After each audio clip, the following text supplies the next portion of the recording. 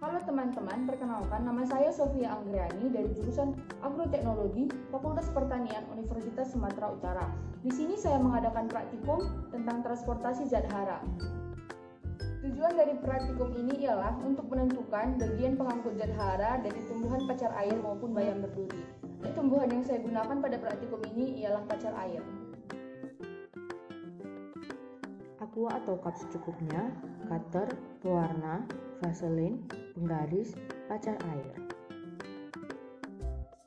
Potong bagian pangkal akar menggunakan cutter.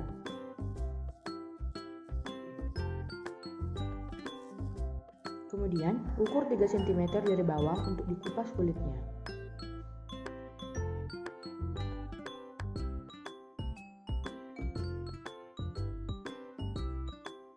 Setelah dikupas, lakukan perlakuan yang sama untuk bunga pacar air satunya lagi.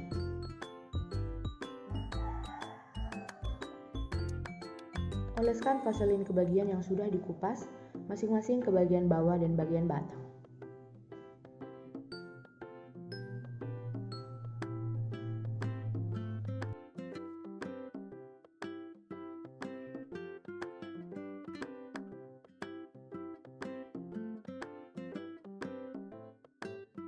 Campurkan pewarna ke dalam wadah yang sudah diisi air. Kemudian rendam pacar air selama 30 menit.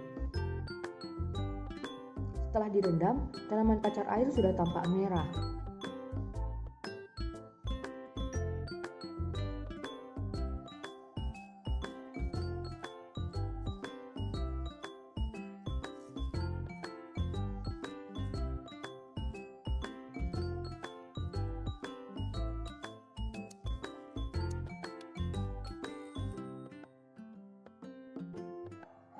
Ini adalah tampak ketika tanaman pacar air sudah dibelah.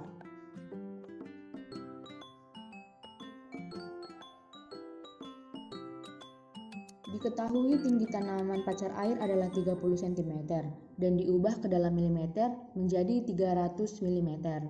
Waktu 30 menit diubah menjadi detik menjadi 1800 detik. Dikerjakan menurut rumus V sama dengan milimeter per detik. 300 mm dibagi dengan 1800 detik ialah 0,183 mm per detik. Untuk tanaman 2 diketahui tinggi larutan eosin setelah 30 menit ialah 450 mm dan dalam waktu 1800 detik. Sehingga menghasilkan V sama dengan milimeter per detik. 450 mm dibagi 1800 menjadi 0,25 mm per detik.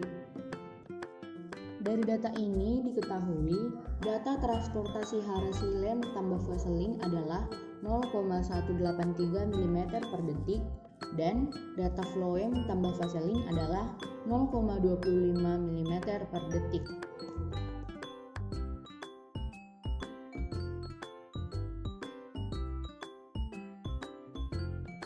Unsur hara merupakan bagian yang penting bagi tanaman.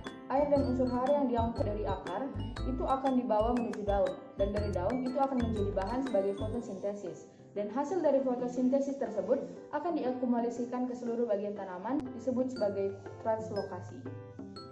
Transportasi tanaman ialah pengangkutan zat-zat yang ada di dalam tanaman. Pengangkutan dan pengeluaran ini pada tumbuhan tingkat rendah dilakukan oleh seluruh bagian tubuh tanaman, sedangkan pada tumbuhan tingkat tinggi dilakukan oleh jaringan pengangkut.